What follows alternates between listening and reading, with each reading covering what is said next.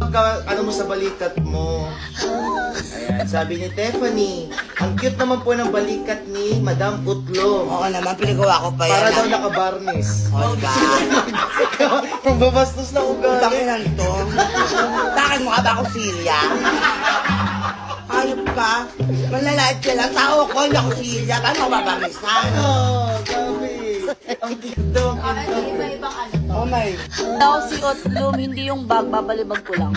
Ay, oh, yabang mo putang ina mo. Pag nakita mo ako, babalibag ko.